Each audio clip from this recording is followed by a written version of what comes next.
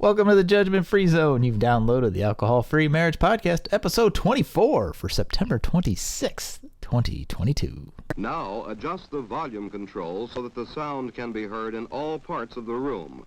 Recorded live from the cornfields of Central Illinois, you're listening to the Alcohol Free Marriage Podcast with Matt and Amy.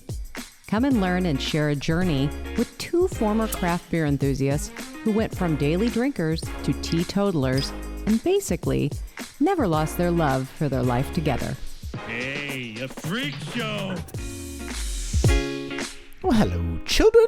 Welcome back to your weekly freak show, or your mostly weekly freak show, the Alcohol Free Marriage Podcast. I am your host, Matt, along with the always lovely Coach Amy. How are you, my love? I am awesome. Hello. Apologize to the listenership. We missed a week if you were keeping score at home. Yeah. We're almost at 26 episodes, which would be halfway. Hi. So you can consider like our 6-month hiatus break. But I would say that the thing that we're encountering is A little thing called life. Electric thing, life, that means forever. And that's a mighty long time, Amy. But I'm here to tell you, Alcohol Free Marriage Podcast goes on. It does. Like and that. you know what? We're also giving ourselves grace and compassion and giving us our freedom that this is our podcast. The main goal is for us to do this together and not to have it be this Chore of we're going to do this. Let's get on here. Although, I mean, I really want to be on here every week, but let's face it. We make nothing doing this. Okay, that is true. But that wasn't what I was leading into. But I guess it does go along with this. The other priorities in our life of my day job, your day job, your side hustle, my side hustle. So and then child this at home, we have band, we have and yes, things. and this is if any of you out there are familiar with fall football and marching band season, it is It was a big fail this weekend. It really Mother was. Nature sucked. Yeah, we unfortunately on Friday night we had a home football game And it pretty much rained the entire time. and it poured. Good news is, though, the band didn't have to perform, so they got to rest. And good news is We got to stand out in the rain and run concessions for 4 hours. Surprised I don't have pneumonia yet. we get to set up in the rain. Yep. Then it was just kind of this light rain, And serve in the rain. and then as halftime, Just after halftime. right during halftime too, it was raining yeah. hard. But just after tap time was when the lightning came. Yes, and then they had the rain delay, and we were like, We're done. we're done. Peace. We're out of here. So, Tearing down. Oh, it was not fun. tearing down in pouring rain. Yes. And then Saturday, same thing. And then Saturday, we went up to where our son goes to school up at NIU, and their marching band has a classic competition. And we went. And hold on, a little backstory. Our son has gone to Northern. He was in their marching band. Every time we went to go see that, every home game, His it freshman rained. year, yeah. His freshman year. Oh my gosh. And we sat in the stands yesterday going, you know what? This is the first time we've ever sat in these stands and it didn't rain.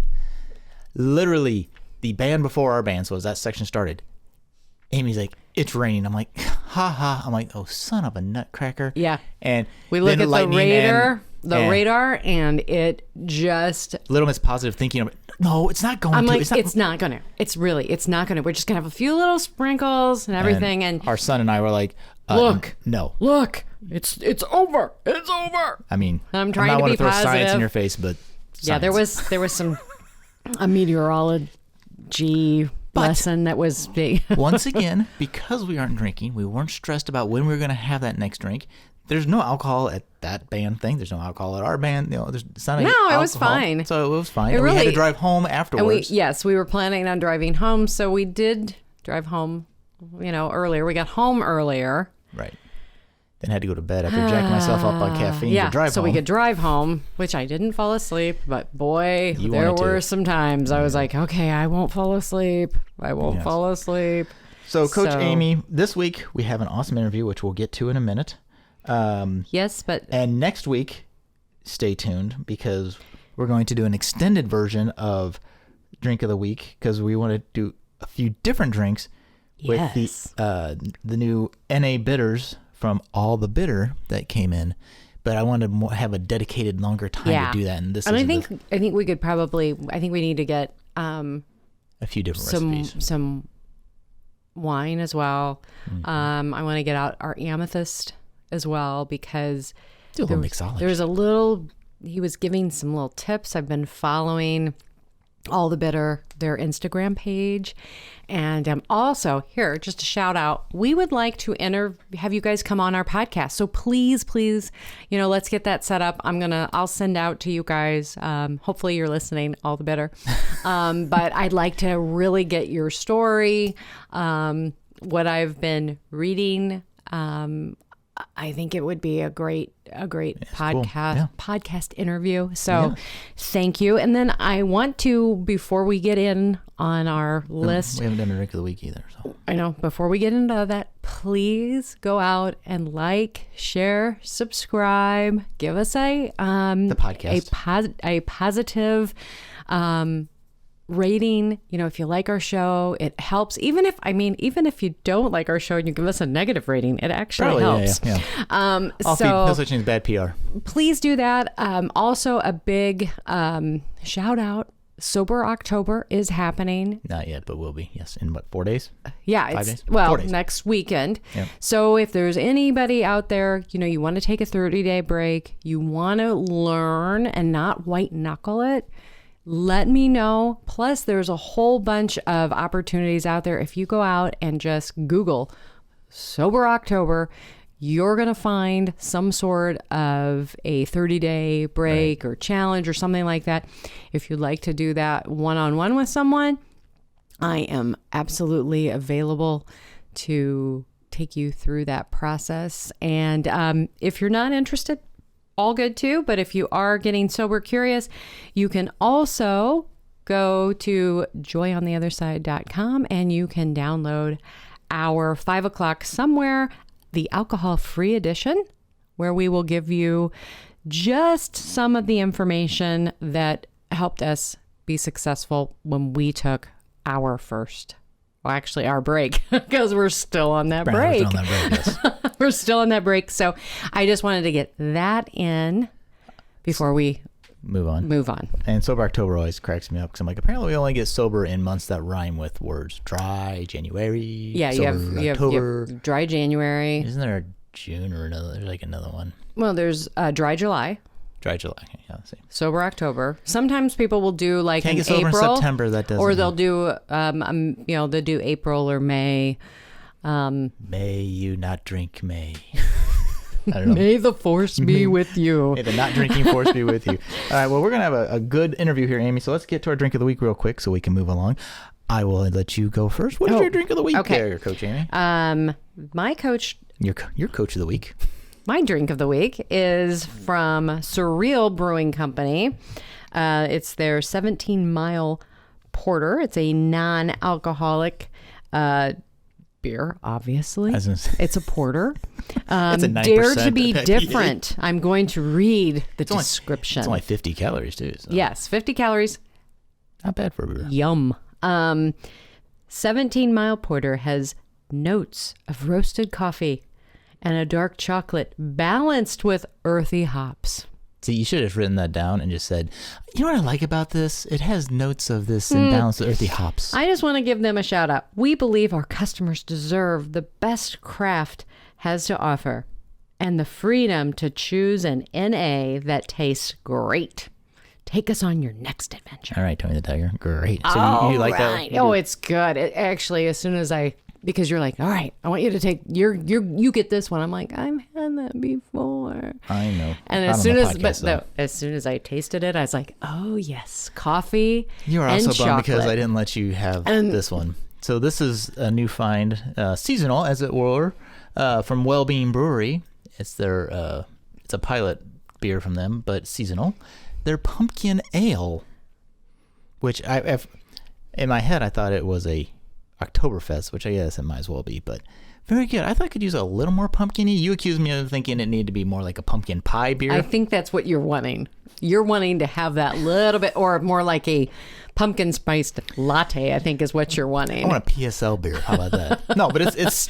It's very good. Very good. It's very really, good. I mean, I tasted the pumpkin. It's a little spendy, Right and it's only in 4-packs, but you're not going to buy it every day. And you know what? You'll have one and you'll be good. I know. You know what? That's what I tell people. I'm like, when I have an beer or wine, I actually get to drink like you wanted. Like I always wanted to. I always wanted to have just one, or maybe two. I never wanted it to go into. Okay, well, I've had two. Wow, 3 would really be good. 4, 5, 6. So schmazel. it is. It's very good. It tastes good, and plus, it's a lot less calories. Amen. I don't know if this one says how many calories. This is a very basic label because it's a pilot. And I think the other thing I really like, when I want people to know, like if you are a wine drinker, when you first start drinking NA wine, the taste, it doesn't taste, not all of them. Some are close, but when you drink an NA beer, most of the time, if you put them head to head, they taste like beer. So it may taste different, especially like a Heineken. It may taste different than a regular Heineken, but beer versus beer, it still tastes like a beer. It tastes like a beer, yeah. Right, so, anyways, all right, Coach Amy, that was fun. Tell us about Karla Adkins and her book and our interview here coming up. Well, this is the book that Karla wrote. It's called "And She Came Tumbling Down: Breaking the Bonds of Alcohol and Creating a Life of Freedom." I literally just finished the book this morning. It is so good. Karla is a senior certified This Naked Mind coach. And I'm just going to read her little bio that she has on the back of the book. I would just like to say I would highly, highly recommend this book. So many things that she writes in this book just hit home.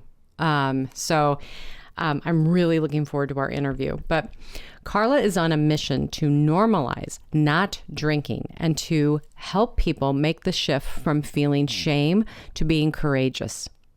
After a life-altering event, her perspective on life changed, and through that experience, she created a safe, judgment-free zone where people can talk about their alcohol fears without being labeled.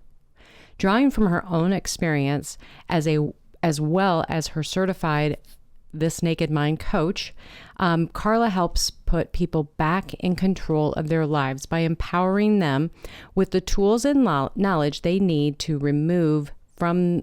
I am horrible on this. Can we just read that over? Just keep going. Right. Okay, sorry. Karla helps put people back in control of their lives by empowering them with the tools and knowledge they need to remove their desire to drink.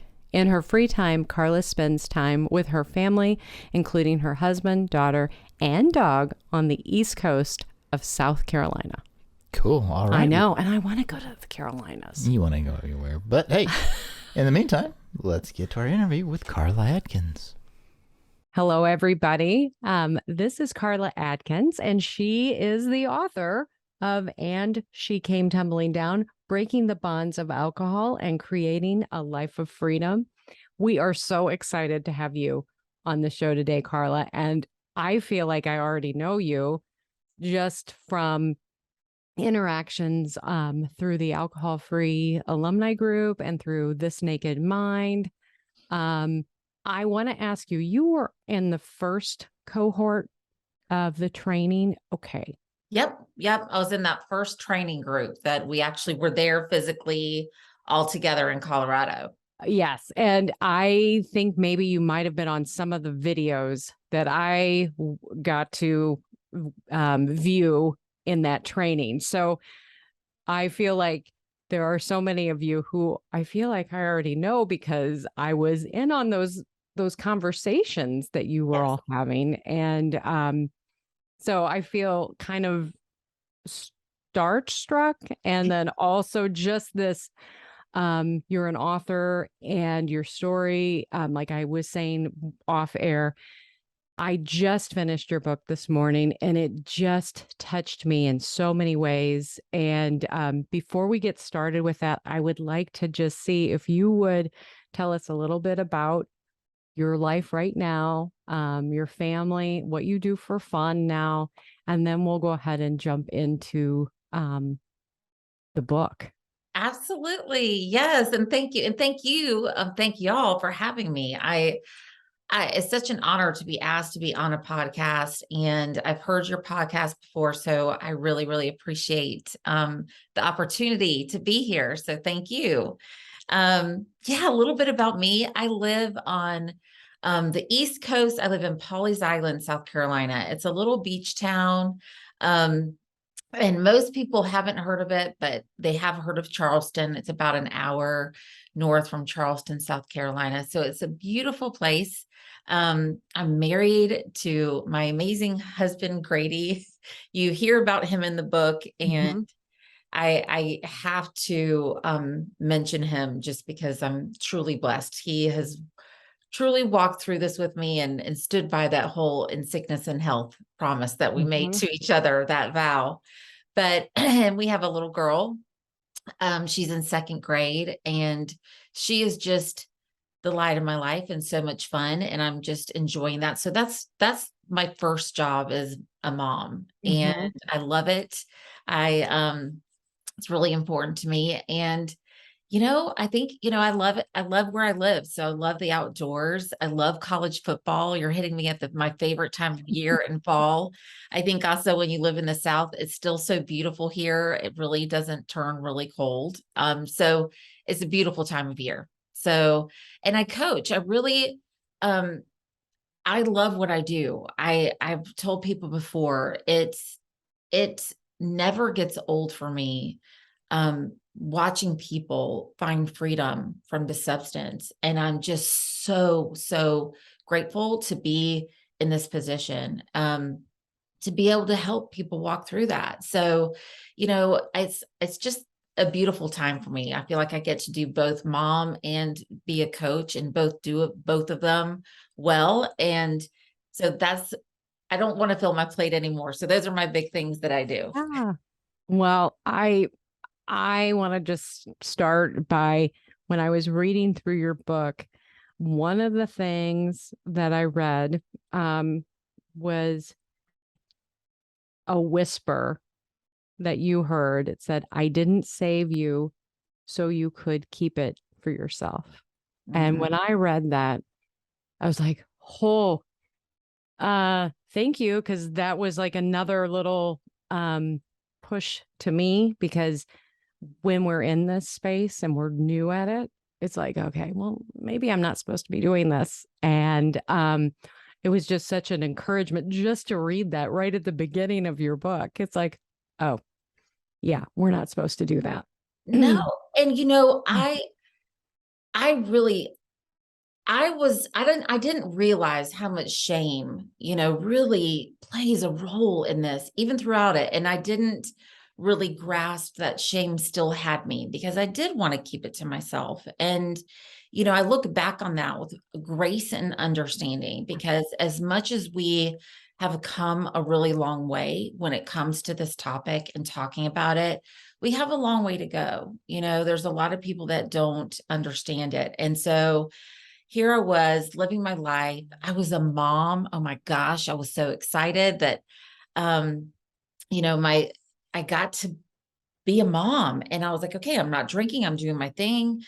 I'm just gonna, and most people, quite honestly, didn't really know. I think where I live, if they had known something that happened, of course, the rumor mill, you name it, they may have known something happened, but no one really knew what. And so I felt like I got this pass to just kind of skate on by and not talk to people about it, and just tell. I mean, I was like, I don't drink alcohol, and I might go into it a little bit and just say I got sick and not in the cards for me, can't do it, and would move on, but I would never really go there.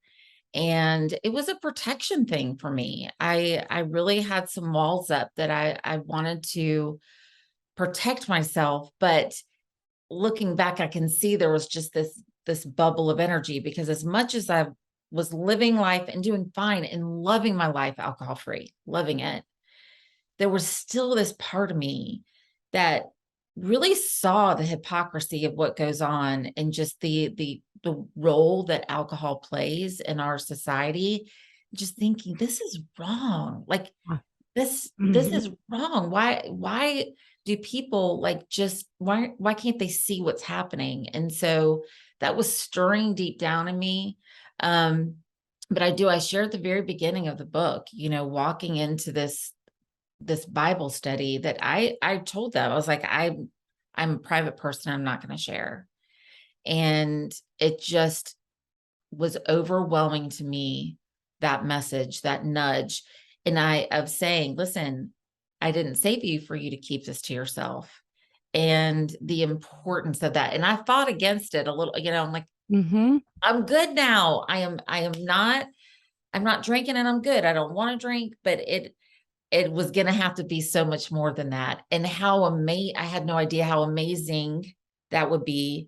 And each time I've opened up about my story, and I write about this in the book, I get that much more freedom that I didn't know was possible, and I think that was something that, yeah, it was good, but I didn't, the shame was still there, and I needed to work through that. And when you can work through that, there's a layer of freedom there that is so beautiful. It's hard to explain.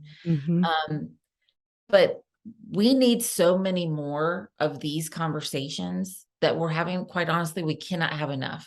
There's just, there's so many people out there struggling, and there's so many people that Amy, aren't really struggling, but they don't understand what alcohol is. And they're curious. And they want to know. And there's this conversation, in the narrative has to change, and it's not going to change unless we have more conversations like this and help people understand. Yeah. And to be really honest about it, that where you started, I mean, being a young professional, and we can go back further, but just, when I was reading that, and you here you are, you have everything. I mean, because what's really interesting is you had a career in pharmaceutical sales, and there was a point in my life where I was interviewing for that, and I just remember things didn't work out, and those are those things that happen where you're like, oh, that was just a prayer that wasn't answered the way I wanted it to be answered, but that's okay. And so even reading that, and then also when being in that Bible study, we were in a Bible study together, and we had a moment where we were supposed to open up about a stronghold that was keeping us held back. And I remember going, I'm going to do it. I'm going to do it. And I didn't. I could not do it in this incredibly safe space of women who I know would have supported me, but the shame was just there. It was like, I can't let them know this is too much. Yes. You just saying that, Amy, I can physically feel it, knowing exactly what you're talking about, being there, like where it's at the tip of my tongue, but it just won't come out because it's just so scary.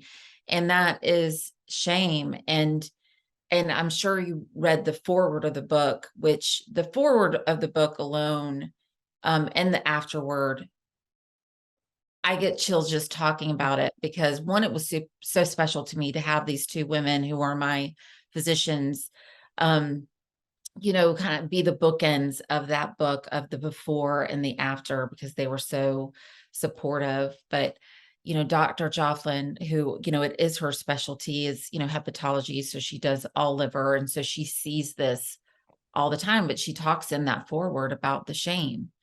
And, and I talk about it several times throughout the book of it just being a silencer, and it just feels too big. It just feels too scary. Mm-hmm. And it goes back to why it's so important that you and I are talking about Yeah. this, and to help people understand what it is like on the other side, and understand that it's normal and it's okay. And we get it, that it feels scary and big. Yeah. But, again, it goes back to why it's important to keep talking about it. And I share with people also that I coach in these groups, and I'm like, I want to remind you that you are seeing me at 8 years out. Like, just know, like, I was not ready to share at 6 months, a year. I wasn't ready yet. And that's okay. Mm-hmm. Everybody needs to take their own time healing. Some people are ready to share right out of the gate. And that's great too. But if you need time healing, if you need time to understand, I needed to understand what the heck happened. I had no idea, what had just happened to me, the magnitude of it, and really the truth about the substance. And so for me, it took time. And again, that's okay. Like, take your own time and do what works for you, but find those safe places to have that conversation. I'd like to start out with your battle with anxiety. Mm-hmm. That was something that Matt and I both struggled from, and that the substance, being able to have a glass of wine or a beer and to feel that, okay, I'm okay now. But you had that from such a young age. Mm-hmm. And I don't know if you want to maybe Yeah. start there. I definitely, and I have to tell you, I am so excited.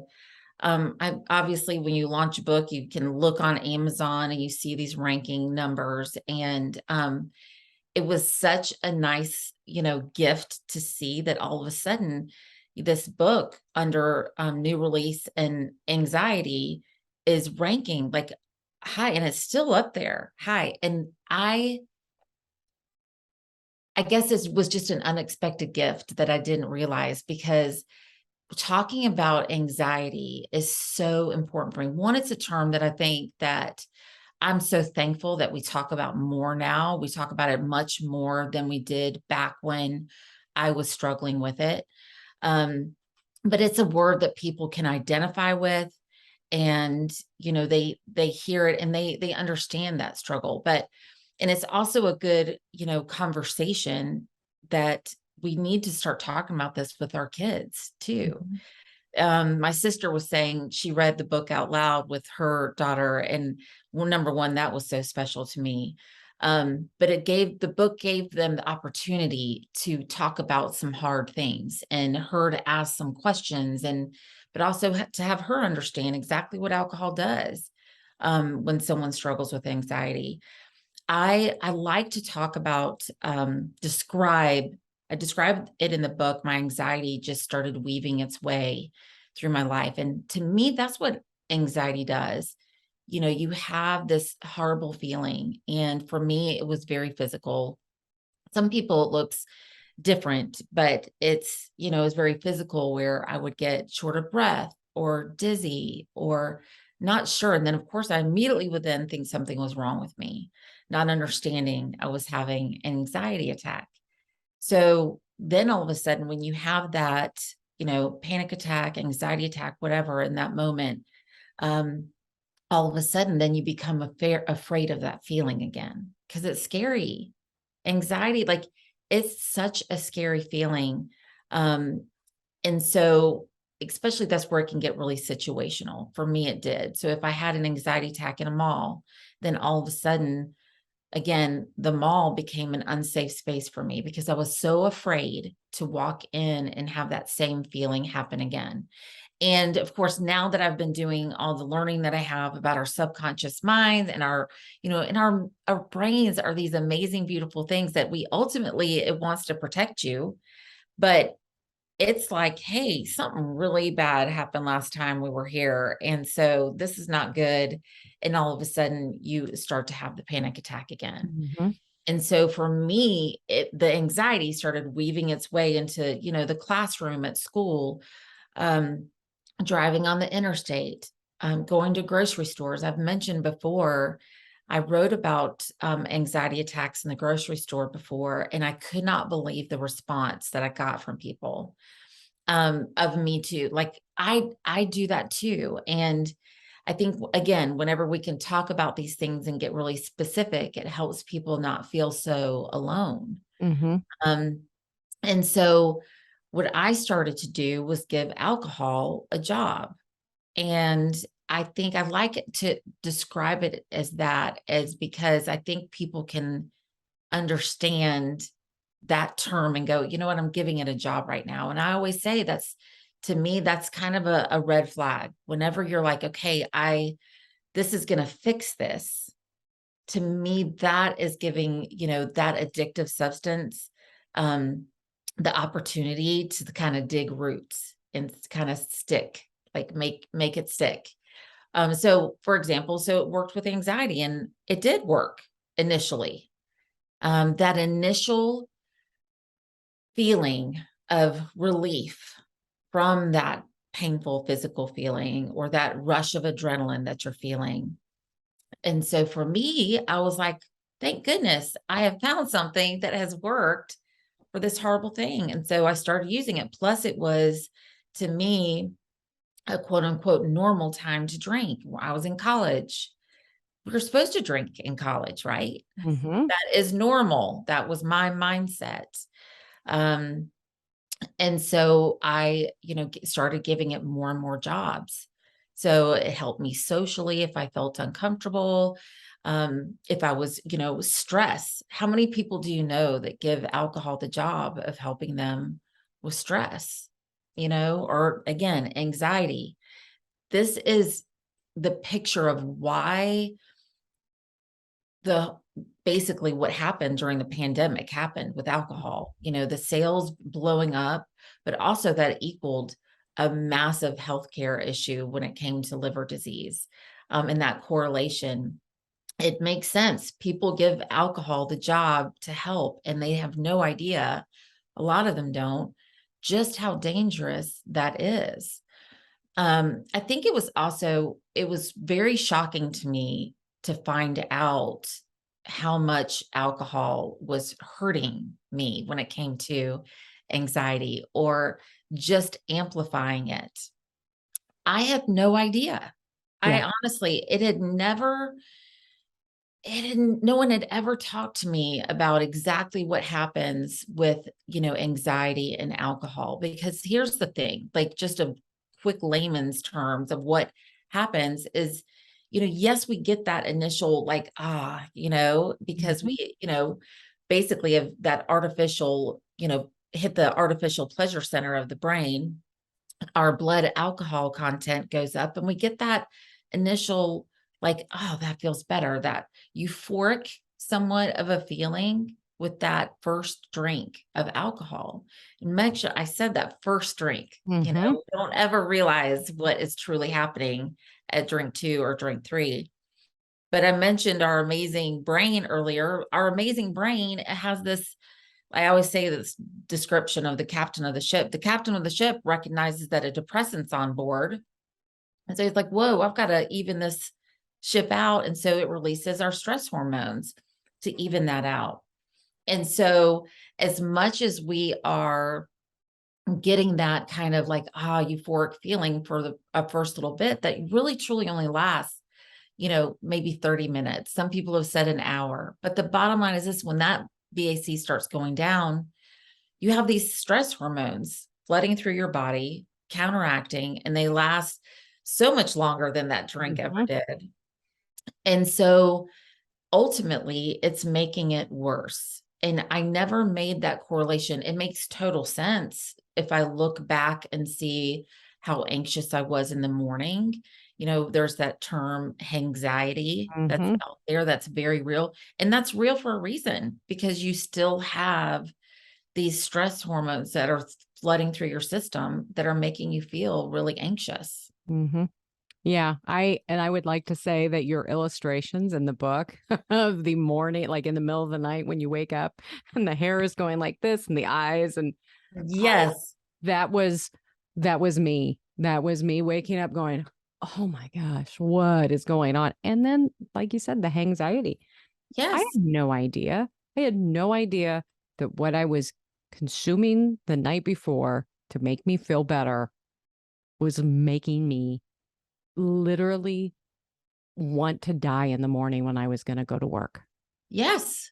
I mean, you're looking at yourself in the mirror going, okay, you've got to go get your act together, go in, be in the car, crying before you walk in the door, walking in and really, when you take that away, how much better everything is. When Oh, they took that all away, you're like, this is not that bad. What is yes. wrong with you? I mean, no, once again, you go to the shame. Like, Yeah. why did you think that this was helping? Well, we didn't know. No. But when you take that step back, you're like, I can handle this. Yes. And I talk about my Dr. Google searches in the book because I always used Google to give me all the answers in the world. But I found it fascinating that because one of my biggest fears of not drinking anymore was like, I'm not going to be able, what am I going to take for my anxiety? It's the only thing that works. That's how, I mean, I was a firm believer. You could not have told me. However, if I could have a conversation with myself back then, I would say, wouldn't you be calm if it was really working? You would probably be the calmest person in the room if this was truly working. It doesn't. You will notice that people that use it for anxiety, they only get more and more anxious. Mm-hmm. So my biggest fear was like, what am I going to do? I was also afraid of being labeled in the medical community and then never giving me anything. Again, shame attached to that. I'm afraid of my anxiety. And I remember searching. I was a ways out because obviously part of my story is that I got very sick from alcohol.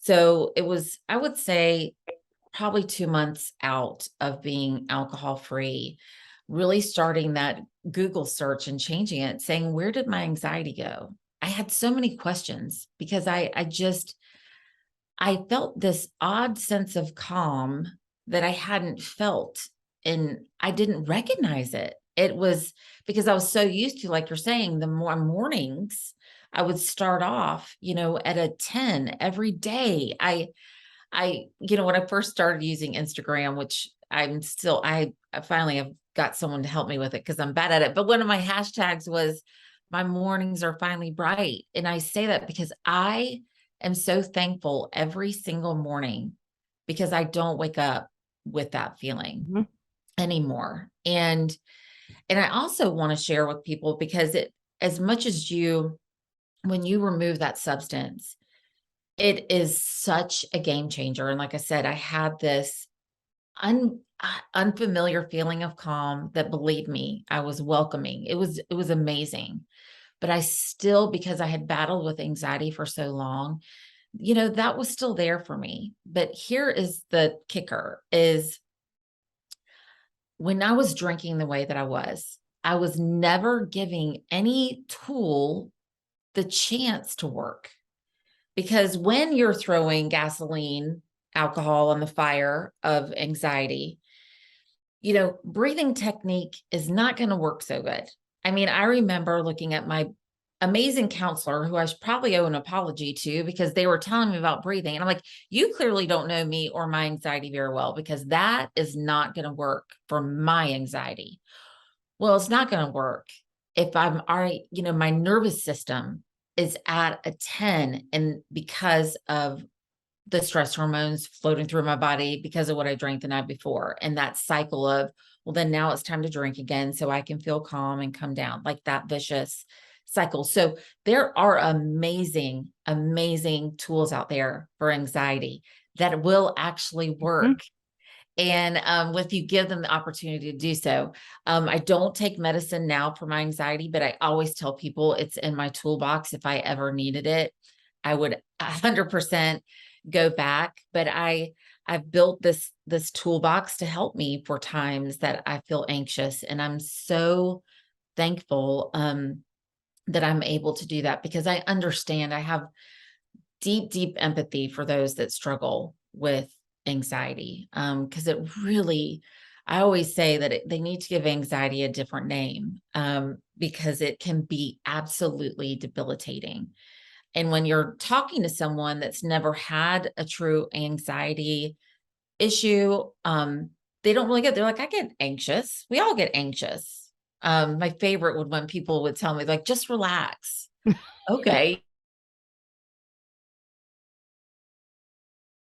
Yeah. Like, Oh, and you're just like, yeah. my skin, I'm coming out of it. And people who don't understand anxiety are looking at you like, what are you talking about? I'm like, no, I'm coming out of my body. I physically feel like I'm busting through my skin.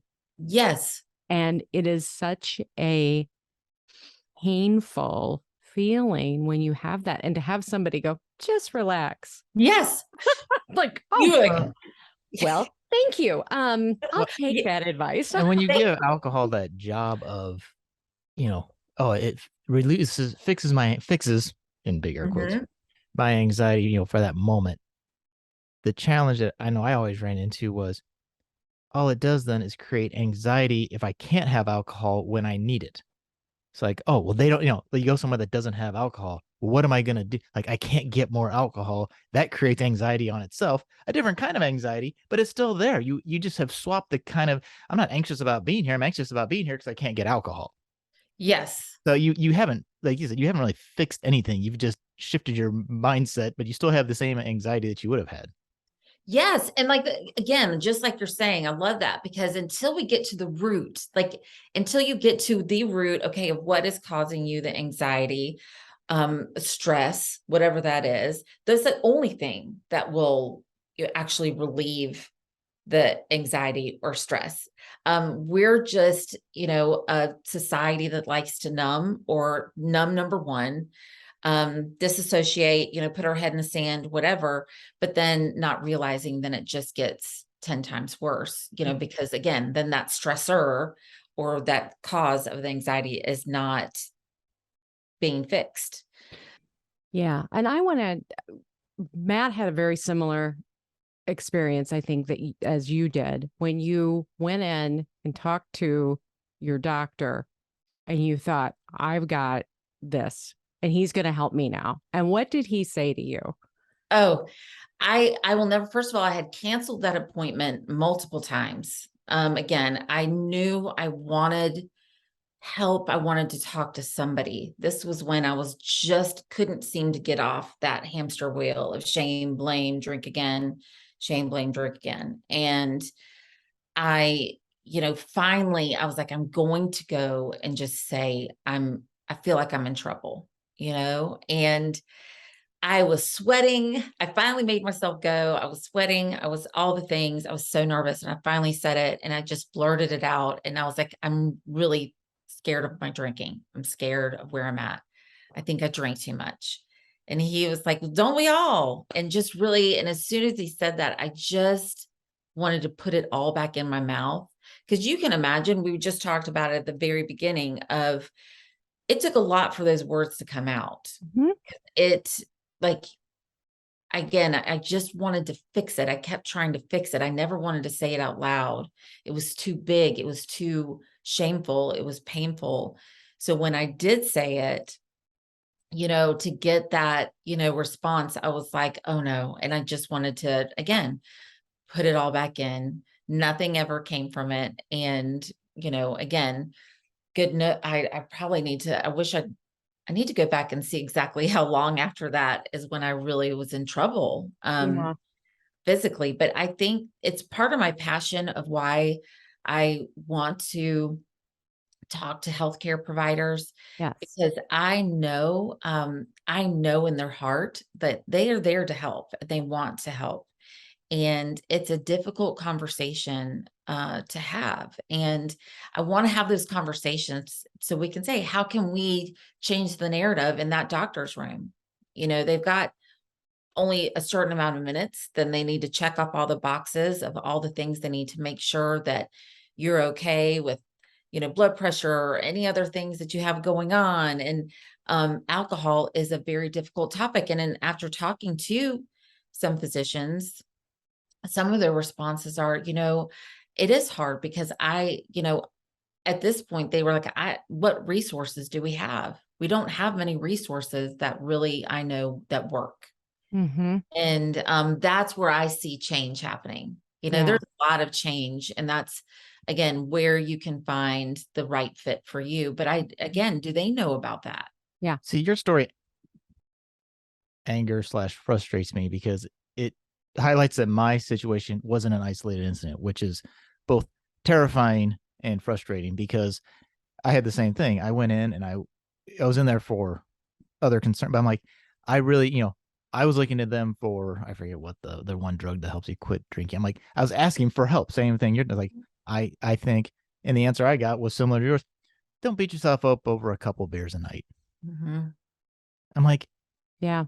I'm like, and I didn't take that. And luckily I didn't take it away thinking, oh, here's my past. But I think a lot of people could. Well, here's my past to keep on going. I think a lot of people do. Like, that doesn't seem like the right answer. Like, I literally am asking for help. And you're just saying, oh, it's okay. And I think you're right. There's probably not the resources, but it's just, that's not, you just sent me out to keep going on. And the one thing, like Karla, like Matt the doctor had already diagnosed him with mild fatty liver disease. Mm.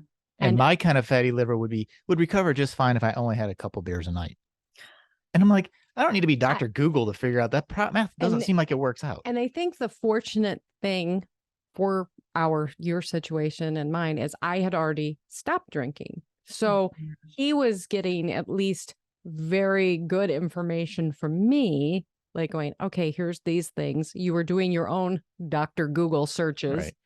Right. But to me, that is the frustrating thing. And I know I read it in the book as well. Like, Breast Cancer Awareness Month is coming up, and it's mamos and mimosas, and it's all this kind of stuff. And I'm like, this causes cancer. Yes. And nobody anymore would say anything like that about cigarettes. Like, okay, we're doing lung screening. So, okay, well, come and vape. Smokes in a screen. Yeah.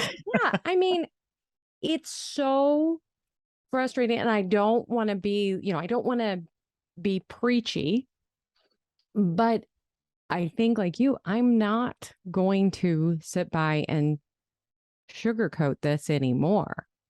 This is crazy. I mean, your chapter that was, titled Yellow, I'm going to tell you, I was looking in the mirror. Checking my eyes. Are they going to turn yellow? Am I drinking too much? There were a lot of warning signals now that I ignored, but some that were happening that I wasn't even aware. Yeah. I mean, I had bruising on my legs and it wouldn't go away. I had it for quite a while.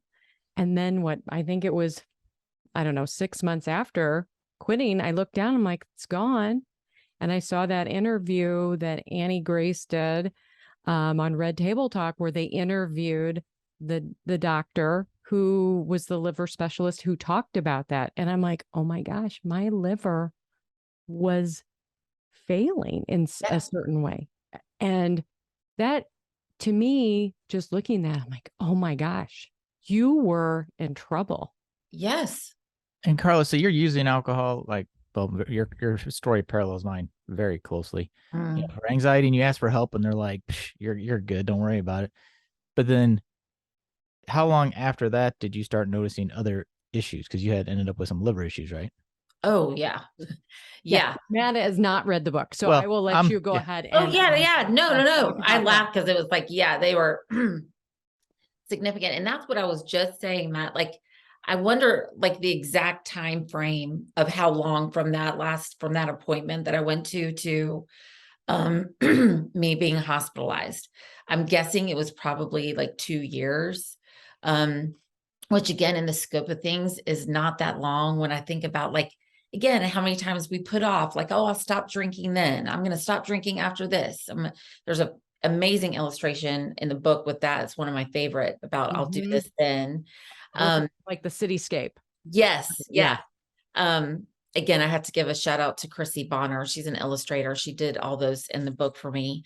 But, I think like Amy was saying, I think I was having probably symptoms for a lot longer than I really realized. What I didn't realize because I went into acute liver failure.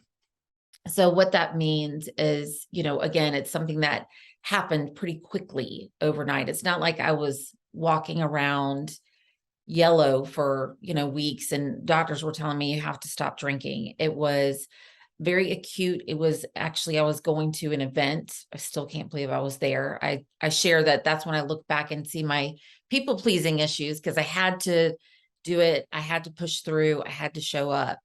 And that's when I did the infamous looking in the rear view mirror before work and seeing the yellow at the whites of my eyes. And that is when everything came falling down. Like I was just trying to spin all these plates, just pushing through, probably ignoring, I had all kinds of GI issues. And this is something that I think it's worth talking about right now is one of the things that I do share with, physicians, and that's my goal is to people like us are typically going to multiple, because our body is having issues. I was having GI issues. I was going and I got a colonoscopy and like, what's going on with my body? My blood pressure was going up. My heart rate was, all wonky, and all of this I'm blaming on other things. And I have this picture of, cause I have, my heart goes out to physicians because I've had people really pour into me and, I'm married to a physician and I feel like they're going on all these chasing after what's wrong with someone, when the key thing that a lot of times is what's the missing piece of the puzzle is that person's alcohol use that they're not talking about. They're not sharing the truth. I was not being truthful with my GI doctor on the amount that I was drinking. I was saying, yes, I drink, a couple glasses of wine a night and sharing that. But I think there's something to be said for many times people are going and searching for other things that are wrong. Meanwhile, be so interesting to see if they could remove that one thing and see what happened and see if things could just fall into place. It just wreaks havoc on our bodies as a whole, as a system. And, is the root cause of so many people's anxiety or blood pressure issues. And I'm sure y'all have seen this where, you see people do alcohol experiments or challenges or whatever you want to call it. And they step away and they look at their stats from their amazing Apple Watch or whatever they wear that shows them their sleep, their resting heart rate, their blood pressure, all of that in a matter of, 30 to 60 days is back to normal. That is fascinating to me. And I think it's a clue. It can be a clue. But I wonder, are they even asking the question though? What is your drinking like when they're there? Who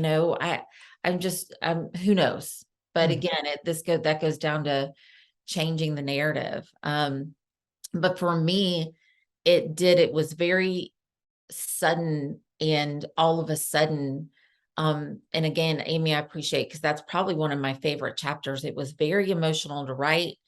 It was, because I feel like you can feel like it coming, like what is happening. And then all of a sudden I couldn't control it anymore. My body just basically said, I can't do this anymore. Yeah.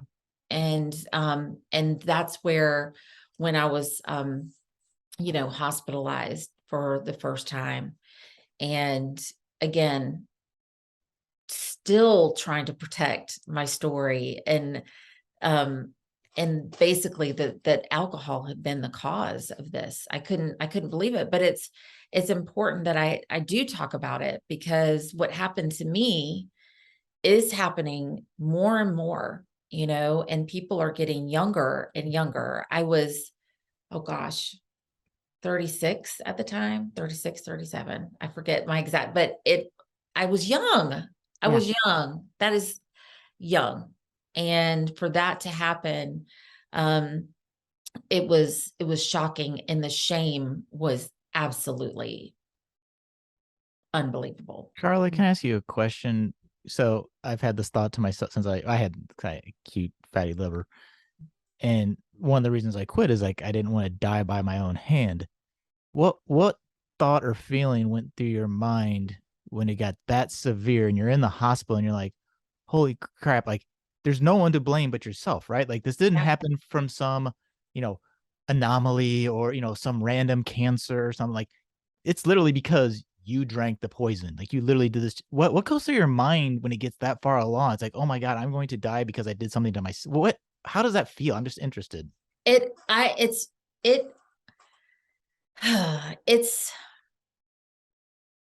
I had to be honest. Like I describe it as I had just this blanket of shame. There was huge defensiveness because I don't think I could really go there.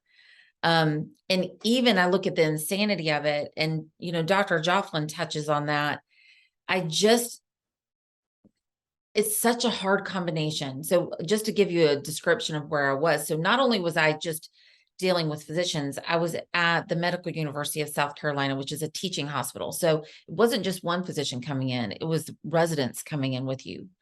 So I'm sitting there covered in shame. And they're just batting these questions at you. How many drinks did you have a day?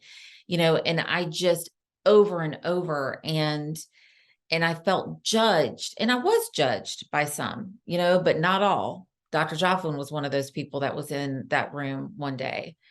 And I just there was this fierce protectiveness, and, Dr. Jofflin and I talked about that once, and it's like, what if we changed the questions, and one day she did, and she just said, I think that alcohol might be the cause of this. And it was just that approach, instead of, again, look what you've done, how many drinks per day, where I'm just truly defense mode. And I said the boxing gloves were up, and I was just ready, just in self-protection mode. But when she changed that script a little bit, and I just have that visualization of me putting those boxing gloves down and ready to like just maybe talk about it with someone, because it seemed that she cared. Yeah. And, I think there was denial for a while of that it was the cause, and that denial got me in trouble, again. But what we talk about too is, when I left the hospital at that point, I left thinking, okay, I'm never going to drink again. I'm going to do this.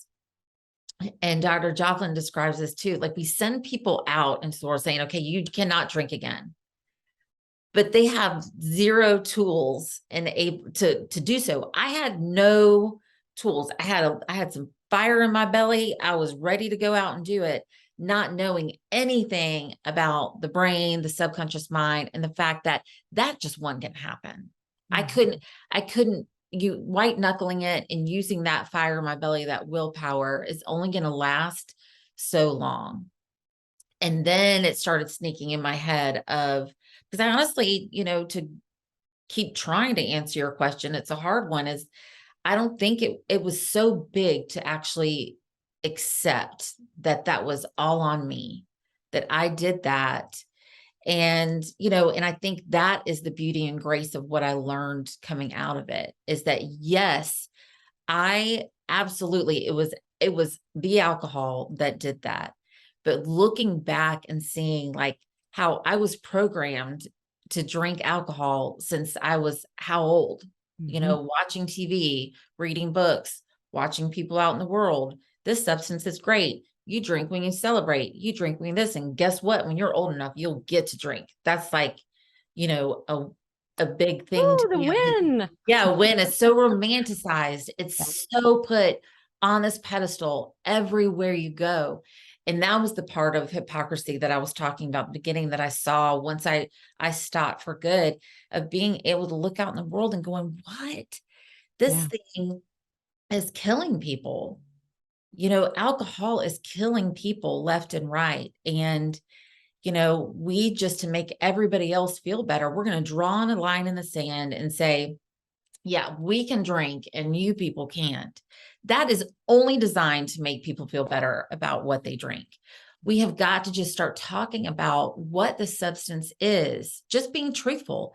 I am not here judging people. I don't judge people when they drink. I know that people are afraid that I do. That's the last thing in the world. I feel like when you truly go through and walk away from alcohol and you have to debunk all of those beliefs that you have in your head and understand, exactly. Again, I'll give an example of debunking. I needed to approach and understand alcohol was not the fix to my anxiety.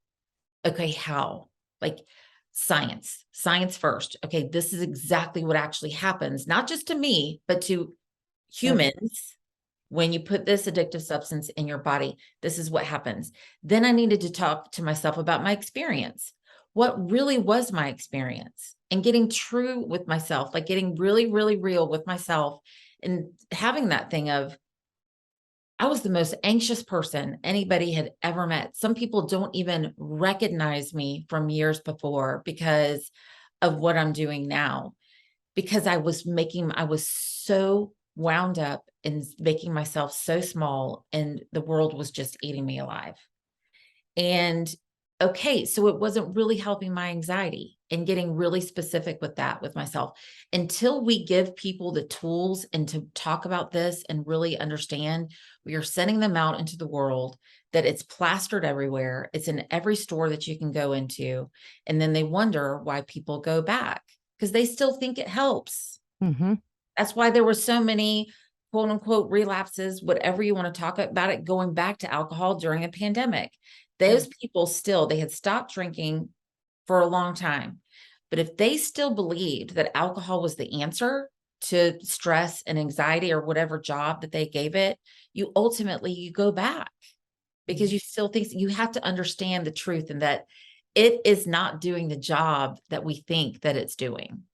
Right. And that is how you walk away. Like, that is how you gain freedom. And for many, it's a slippery slope. You can fall down, and sometimes you need those falls to learn and then get back up. And, I just think this is typically always been so approached with shame-based tactics that, again, that did not work for me. I needed to find something different. And I'm so, so glad that I did. Yeah. So, Karla, you have me very curious now about the book, but as Amy pointed out, I didn't read it, and because I'm not the reader in the family, she's like my human cliff notes over here. She I reads love human cliff Here's what notes. you need to know about this book, Yes, I But love that. since I'm not the reader, I'm more the listener, i.e., the podcast. Do you have it on like Audible? Is there an audio version of your book too? I am working on that. I have that in my goal of the first of the year. So yes, because I want first to. of the year. Yes, I want to. Again, I listen to books, so I'm like, okay, I need to have this as an option. So yes, that's next on my plate. It will be absolutely wonderful, because your voice, I love it. I love that Southern accent. And when you were saying, oh, bless her heart, I'm sitting there going, oh, I hear that. I'm like, oh, yes. Oh, Yes. And that was a huge compliment for people that read it. They said what I loved about the book is how I wanted it to be a book that brought hope. I wanted it to be an easy read. I always wanted to keep myself in mind, that person in the hospital bed, as a reader. I needed something that hopeful, easy to read, and that it came from me, and someone said, they were like, Karla, I know you, and I could hear you, like, telling the story. And that was one of the biggest compliments. But I only listen to books. So I need to do that next step. Oh, awesome. I look forward to that. I want to just say that as we're wrapping this up, thank you for writing the book. Thank you so much, because even for me being a newer coach, some of the analogies you use, Smokey the Bear, hot spots, just those embers coming that are there, and it's been, the roots, those beliefs. And when I looked at that illustration, I could feel just feel that weight, how you can't move. And so, I feel so fortunate to have your book in my toolbox now, because working with clients and being able to say, you know what, I know that you've read this book and this book, but maybe you and I could go through this together. I think it's going to be something that's just going to seal that deal, like to help move you even forward. So thank you so much, because for me, like I said, I read it and I was like, holy cow. I mean, you could be my sister. I mean, just like reading some of these things that you're saying, it's like, I feel this. I hear it. Yeah, and looking at her book, it's got like 1,000. I love it. Thank you for showing me that. I feel like you dog-eared it too much. It's like every page. I'm sitting there going, this is great information for the podcast. We're gonna do this. I didn't want to show the cover, so if people wanted to get it, they it's just see the picture. Thank you. It's just such a joy to have you on. Thank you again for sharing your story. I look forward to hopefully getting to know you better. Maybe to bring you on to talk about just certain, maybe small aspects of how you have helped people with different things going forward. Little things to help people just that next step if they're not quite there. So thank you again. And then we have one question. I don't know if you have one, but our favorite question that we wrap up everything is, do you have a favorite NA drink that you go to? I do. I have my favorite is it's by Naughty. And there's like this, there's like a rosé and like a dry Chardonnay, and it's alcohol free. I keep those in my pantry, and it's so much fun. Number one, what I love about alcohol free drinks is that they'll just sit in my house. I don't touch them a lot. And it's kind of this reminder to me of the science is true, because alcohol would never just sit in my house. I mean, that wasn't going to happen. But something that's really special to me is that my sisters are so proud of me and supportive of me in this journey. And one thing that we love to do is, cook together or do something while they're here. And so I pull those out, and they have that with me, and no, they cannot believe the taste of it and it just how good it is. So yeah, it's by Naughty, Naughty. Yeah, the rosé or dry Chardonnay, or I call it my fancy drink. That's if I'm going to get fancy, that's what I'll have. That's your go-to. Because I will say, as Matt, I finally now with an NA drink can drink the way I always wanted to.